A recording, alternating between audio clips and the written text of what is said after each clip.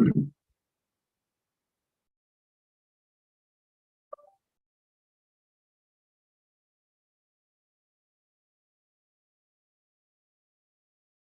respectfully acknowledge that the Windsor Regional Hospital occupies the traditional, ancestral, and contemporary lands of the Niswi, Ishkwiden, Anishinaabeg, the Three Fires Confederacy, Ojibwe, Odawa, and Potawatomi. We acknowledge the land and the surrounding waters for sustaining us, and we are committed to protecting and restoring these lands and waters from environmental degradation.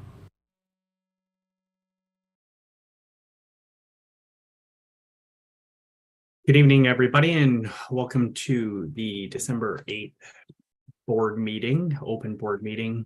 I'm going to call the meeting to order. It is exactly 5 o'clock. Declarations of conflict of interest. Seeing none, thank you. Can I get a motion to approve the previous minutes?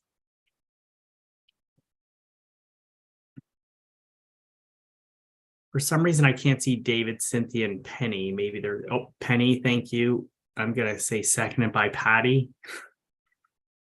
Any questions or comments? Seeing none, all in favor? Great, thank you. It looks like I may be frozen, so bear with me for a second. We're seeing and hearing you fine, Anthony. Okay, I can't, everybody is frozen on my end, so just I think I may be on a VPN, so give me 2 seconds and I will disconnect. So I apologize.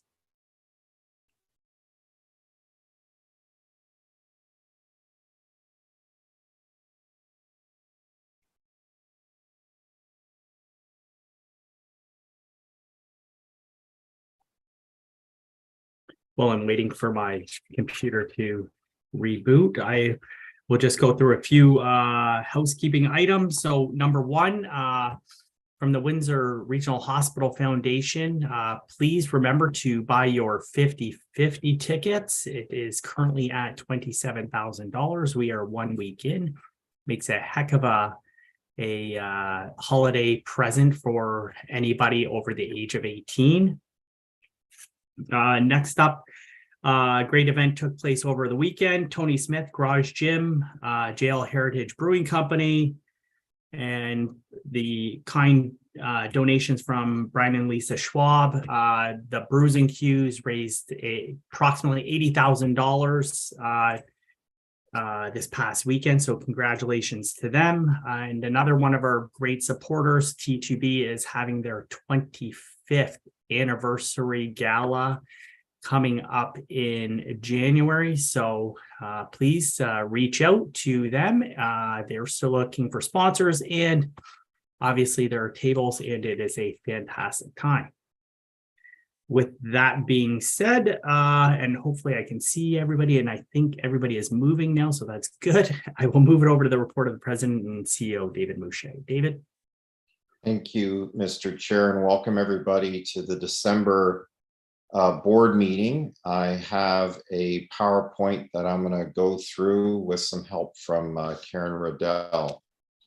So this first graph identifies what we've been looking at for the last couple of months regarding a snapshot of influenza trends across all of Canada. This goes to the last week of November, and you'll see from the solid line there, as we've talked about when the first time we talked about it, I think it was right on the area where the average was for the last 4 or 5 years, this dotted line. And we had estimated or predicted that unfortunately it was going to be a line that was going to go straight up. And the reason for that is this is very consistent with exactly what they saw in Australia, where the influenza season started earlier than normal, and it was a dramatic increase as compared to normal, meaning over the last few years in the impact. So sure enough, Canada and North America, for that matter, have followed suit. It's an earlier season, and it looks possibly to be a more dramatic or difficult season as compared to the ones in the past. Hopefully, it continues along the Australia trend, which is to get to a peak. Australia's peak, from what we can tell, happened about 7 to 8 weeks post the start of the season. We are now, as we get towards the middle of December, getting to that point, getting close to the 6th or 7th week from the start of influenza. So hopefully we follow the same course and we get to a peak over the next couple of weeks. And then hopefully, and I'll show you from some projections, we start to descend. A couple provisos with respect to that. Number one is, traditionally at this time of the year, especially in past, is we kind of see what we call a December lull, is where we see things calming down or being calm earlier in December. Then after the holidays, things skyrocket with respect to influenza, RSV, and now we'll have COVID to worry about. But that's what we traditionally see even before COVID, is those types of issues post holidays, almost right after Boxing Day, and playing out all the way through January. Now, will the fact that we had influenza start earlier not result in that, and influenza will drop, RSV will drop, and COVID will tell you what the projections show COVID will do? That's left to be seen. Again, we'll have to see what happens, but right now it's still trending up. We haven't hit the peak yet. And then another proviso is Windsor-Essex arguably could have started later than the rest of the province, and therefore our peak, even the rest of the province, gets to a peak in the next couple of weeks. Ours is delayed even further, and ours doesn't happen until after Christmas. So again, a lot of issues still to be dealt with respect to, we'll have to see. But I'll show you with some numbers where we think what I just outlined, if I outlined anything that didn't have 5 provisos to it, is where things are heading. So just to give you a snapshot, because people always ask, well, what are you seeing? Who's coming to the emergency department? So what we tried to put together with this is our emergency volumes you'll see in October and November in the solid line. And of course, in December, it's only December 8th. So we've only had 6-7 days of data in order to look at what December might look like. So what these numbers are is the yellow line are all of the non-respiratory visits, and the green line is the total visits. So of course, the difference between the two are people coming into the emergency department, both adults and children, that have some form of respiratory issue that they're suffering with. So if you look at the numbers for the month of October, the total volume was 7,500, 7,564, 713 of them had respiratory issues. So, approximately 10%. We go to November, the total number 7,330, respiratory 806, so greater than 10%. So a larger increase for the month of November. If we just look at the trending for the first 6 days of the month of December, trust me, 6 days is not a good trend, but people will want to know where we're going to land.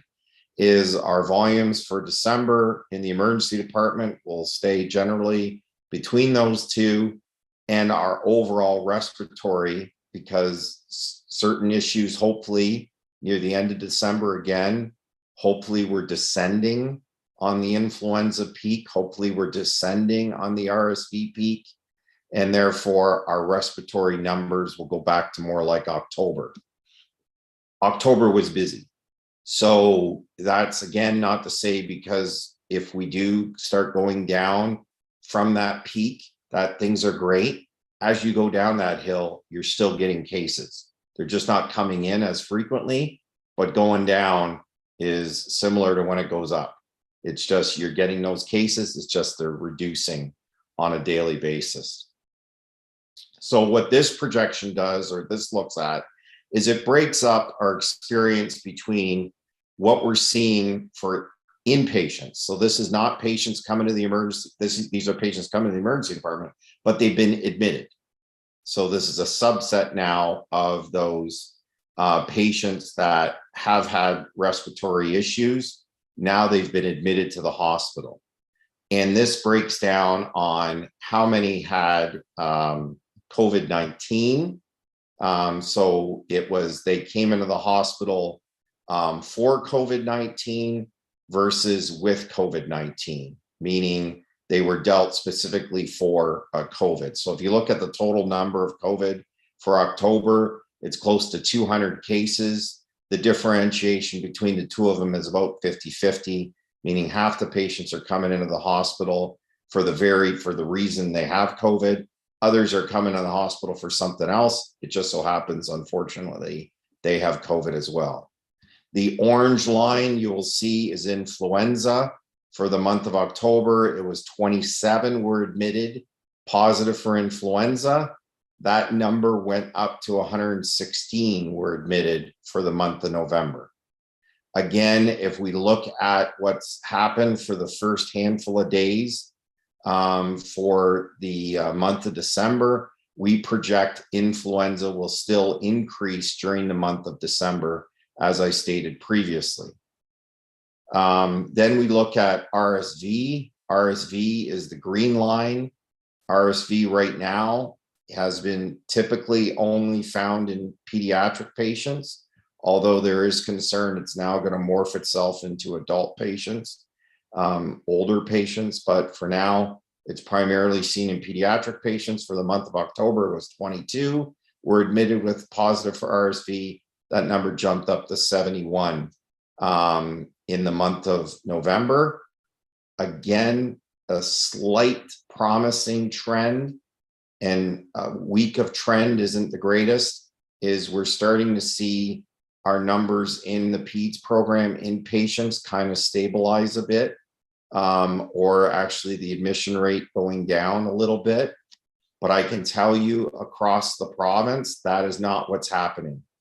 Just got off a phone call this afternoon. There's multiple calls a day with London, with Hamilton, and they were kind of seeing the same trend, and it just skyrocketed over the last 24, 48 hours. Our pediatric population and inpatients really bounces around on a given day with respect to how many patients we have admitted and how many are coming to the emergency department. It's very variable. And the concern is, will the holidays increase that variability when children are home and interacting with others, maybe more so in their family and in enclosed settings, etc. So again, these dotted lines are there as projections based upon a very short period of time to do the projections. But what we're seeing here is what the province is kind of projecting we're going to see provincially. Again, influenza increasing a little bit, RSV hopefully peaking and dropping, COVID continually going down or stabilizing. However, provincially, they're projecting COVID numbers will increase in January. People ask why. It's because it seems COVID is going to start hitting after the holidays when people get together. Also, interestingly enough, Australia, once they got through their influenza season, are now dealing with right now a spike in COVID cases. So they did the same thing as influenza hit, then COVID hit after influenza. So all the projections we're seeing is right now, influenza and RSV seem to be the viruses taking the majority of inpatient cases. COVID is dropping or stabilizing. That trend is going to switch where influenza and RSV drop and COVID increases. And the net number, unfortunately, looks like it's going to stay the same overall well into January. So snapshot, again, this is a snapshot at about 8 a.m. this morning, where we sit. these numbers, you might say, wow, that looks really good because we were at what, 115, 120%. So when we're at 102, 103, that looks a lot better. Well, that's not the number you want to be at. You don't want to be at 102, 103% capacity at any given time. And at the same time, our admit no beds, you might say, hey, we were seeing numbers 30. Now they're back to 18, 6 at Met, 12 at Olet. That's better. Yes, it is. But you don't want to have 18 admit no beds. Again, prior to COVID, if we had 3 or 4 admit no beds in the emergency department, that's where we were running. Now we're seeing this. You'll see Met, as stated, peds 15 out of 16 beds. We have the ability to increase that, of course, to 20, to 8 more, 24, sorry, 8 more, do the math, 24. So, and you'll see as of 8 a.m., 11 out of the 15 had respiratory, mix of RSV and influenza. So that's why they're in there. I can tell you the 5-year-old who was in the ICU is no longer in the ICU, has stabilized and went back to the unit. And then we put the other numbers in the NICU and the ICU period at Met, 16 out of 22 in the NICU and 12 out of 19 in the ICU at Met. And then down to Olet is looking at again, 15 out of 20 in the ICU, and the CCU is currently full. So, and again, you're going to see from this next screen, basically why we're probably at 102, 103% and not at 120%. And it has to do with this next issue, which is the ALC for long-term care. So as of 10 a.m. this morning, we had 21 alternative level of care patients for long-term care. In total, the 21 have been in the hospital in total 281 days. So an average of 13 days per ALC for long-term care. I can tell you with the timing, like by the time a patient is identified for long-term care, there's like a 5-day grace period where the long-term care facility can work on accepting the patient. And then there's even a 5-day grace period for the family to make a determination of which home they want.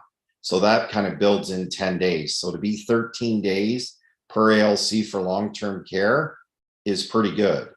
Is very good, actually, because flashback just to September of 2022, so just a couple of months ago, I reported we had 33 ALCs for long-term care, and they had a combined 913 days in the hospital.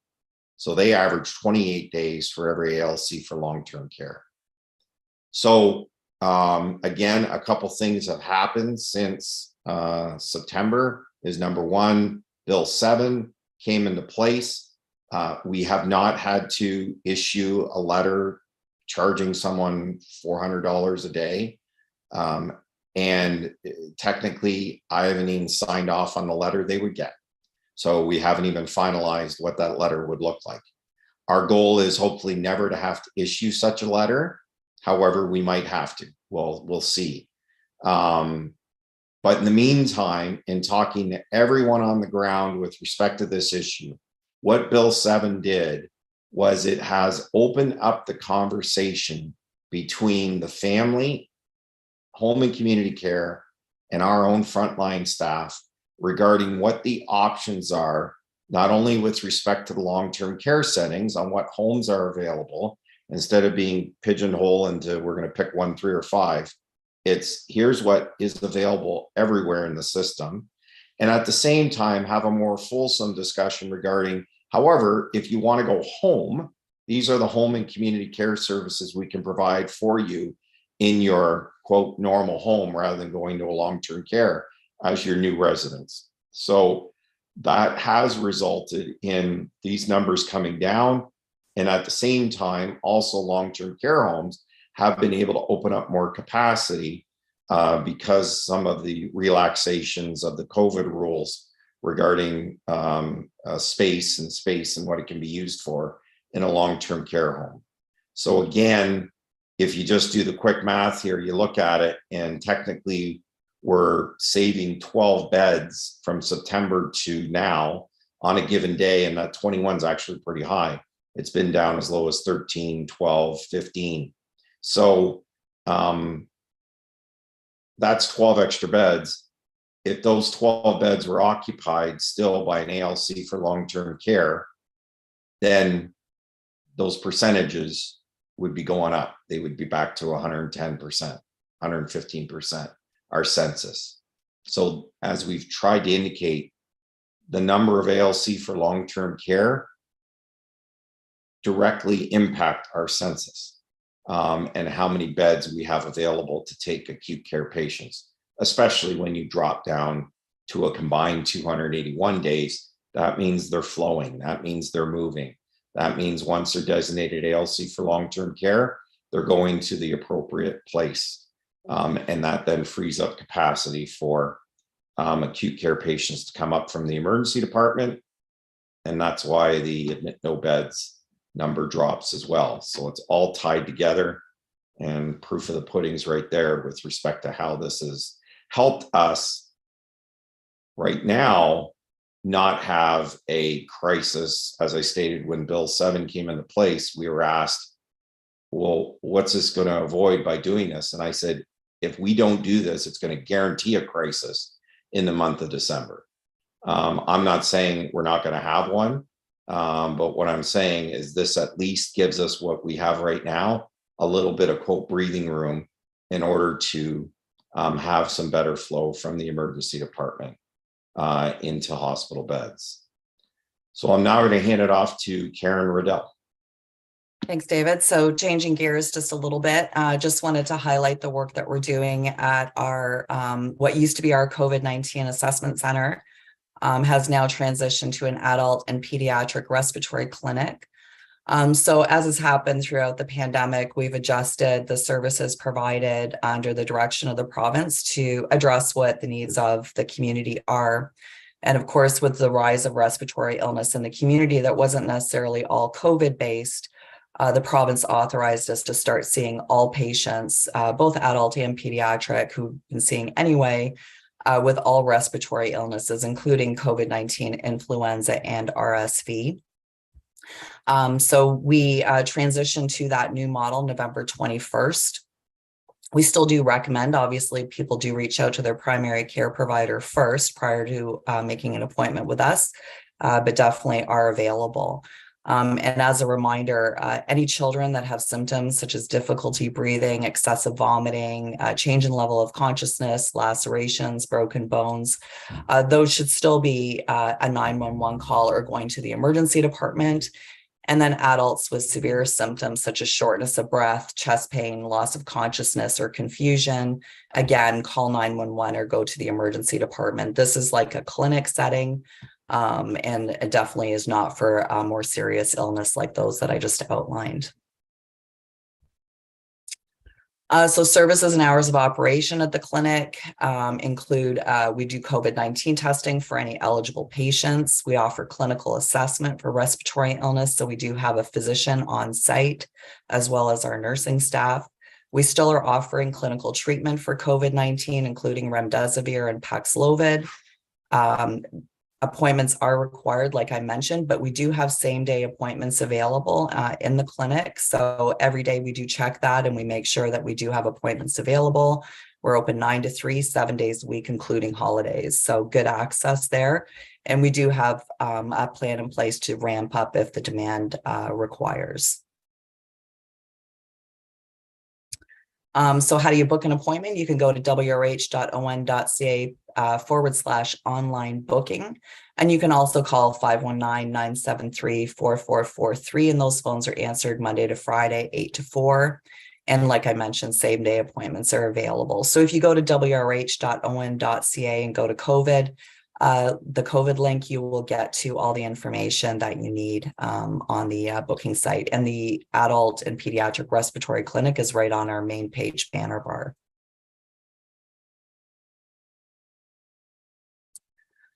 So what we're seeing right now over the course of this week, we're seeing between 50 to 100 patients per day.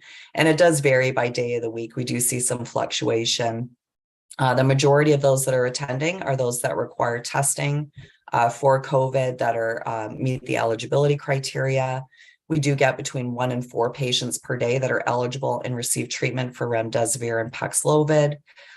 We get about 20 patients per day that need clinical assessment for respiratory illness under the updated criteria. And of those 20, the vast majority, are 14 on average, are in fact children.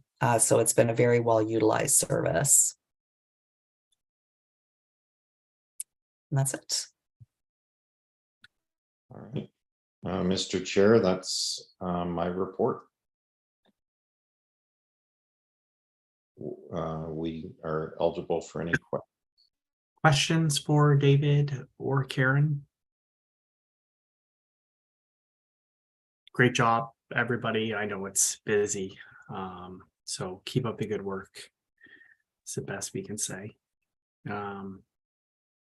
Just remember, you can get boosters and your flu shots at almost every clinic in the city. So please go out, get your COVID booster and your flu shot. It's still worth it. Great. Next up, we have if there's no questions, we're going to move on to the Schulich report with Dr. Jacobs. Thank you, Mr. Chair. Brief report today. First thing, I wanted to draw attention to some work that Dr. Rasna Gupta and Caroline Ham have done with a medical student of ours regarding physician burnout. They did assess our strategies here in Windsor, and their work was actually published and presented at an international meeting in Florida just recently. And so I just wanted to send kudos to the hard work that they're doing and more of the excitement around what the school is trying to do to improve wellness supports for our physician faculty as well. There are a number of conferences and sort of supports we'll be putting into place, but our strongest is our peer-for-peer support program, for which physicians are supporting other physicians in sort of all of the stresses of what's been going on. Certainly that's a big part of what we're doing as an institution. I know here at the hospital, but definitely we're trying to take some self-leadership there as well. Other good news, I'd like to draw attention to our award-winning students for this last clerkship year. And so if you'll give me the permission just to say out their names really quick.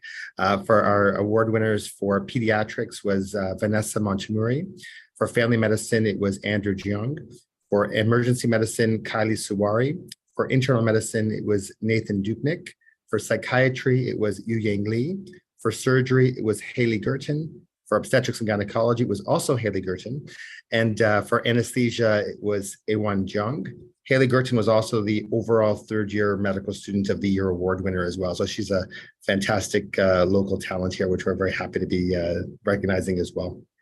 And the last thing I wanted to bring attention to is thanking our partners at the University of Windsor for another year of supporting the Schulich and New Windsor Collaborative Research grants. So those are 10 grants at $5,000 each. Often University of Windsor and Windsor Regional Hospital researchers utilize those grants to work with medical students over the summer. And that's my report. Thank you very much. Fabulous, and congrats to all those students. Questions for Dr. Jacobs? Seeing none. Again, thank you, Dr. Jacobs. Next up, we have the financial presentation with Mr. McLeod.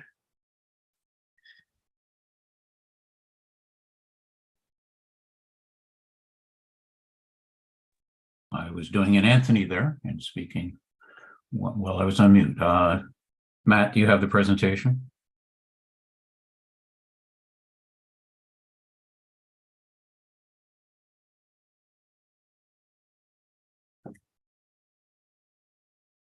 Matt, if you could go to the first slide, please. I have a very positive funding update for this month. This is the report for the 7 months ended October 31st, 2022.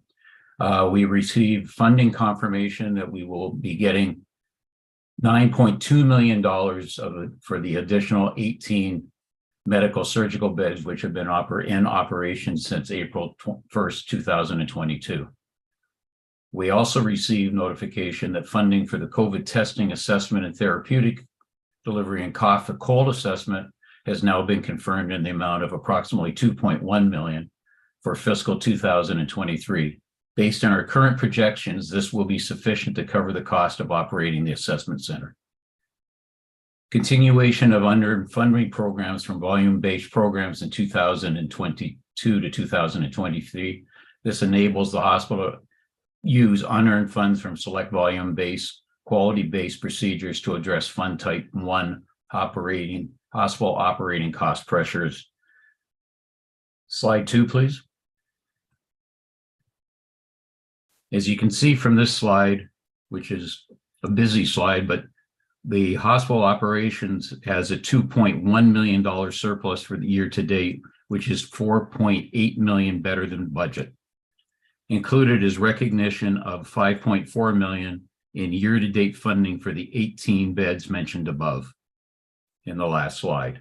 The net surplus to the hospital after building amortization is $1.4 million, which is $5.2 million better than the budget. Next slide, Matt, please. This slide breaks out on the left-hand side the $14.8 million in COVID expenses. Unfunded COVID expenses total $3.7 million. It relates to the wage differential for nursing externs, expenses no longer funded via incremental expense reimbursement after June of 2022. This includes sick and isolation costs and additional staff and additional staffing, incremental PPE, additional shuttle costs, storage of equipment. We expect $299,000 of this gap in medical remuneration will be funded by the government. On the right-hand side shows our revenue shortfalls in the 3 categories which are not funded. Volume-based, quality-based procedures. When compared to the budget, there is a $6.6 million shortfall, $1 million in lost revenue on patient services, and $432,000 in other recoveries has been lost to us. Next slide, please. Mute my screen. This slide shows the significant variances that the hospital has incurred. $3.3 million deficit in salary and wages. It includes the second temporary retention incentive for nurses payment of $3.2 million, which is fully funded. It includes $6 million in funded expenses for nursing externs and COVID incremental expenses. Medical staff fees show a $5.2 million deficit. $2.9 million is COVID and has been funded. $2.6 million is favorable in patient services revenue.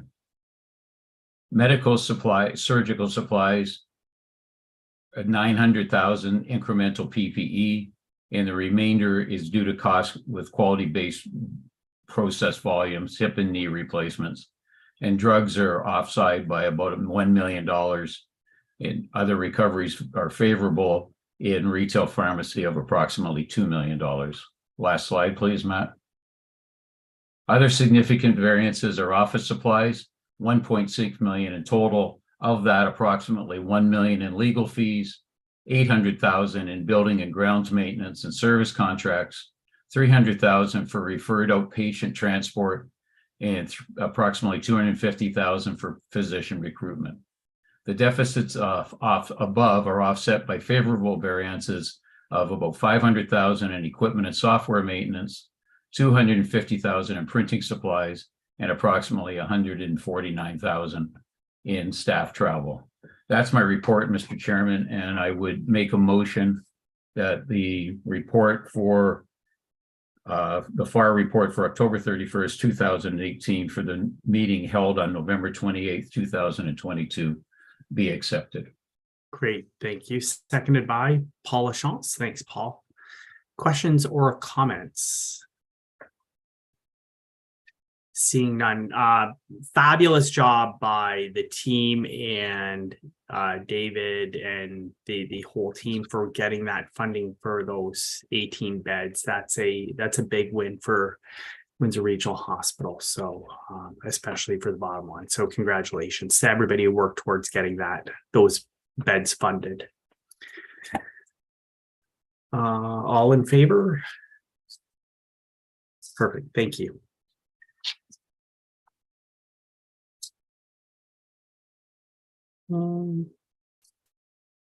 So moving through, we have correspondence and printed material there for your information. Any questions, comments, or concerns from the board? Notices of motion? Seeing none, thanks. The date of our next meeting, and this is strange to say, is going to be January 5th, 2023. I did forget to mention one thing, and I'm just cheating here a little bit. I just want to say congratulations to Doug at Nana's Bakery for 30 years. He's retiring this weekend. So if you guys don't know what Nana's is, go there, have a treat. December 11th is Doug's last day. So it's a staple in South Windsor. Sorry, guys, I use my position of power here to name drop a business. So congratulations to them. With that, can I get a motion to adjourn?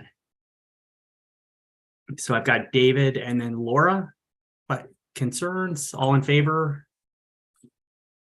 Perfect. Thanks, everybody. Why don't we take 5 minutes and then we'll jump on the in-camera session. So we'll be back, let's say 5:45. Give everybody a few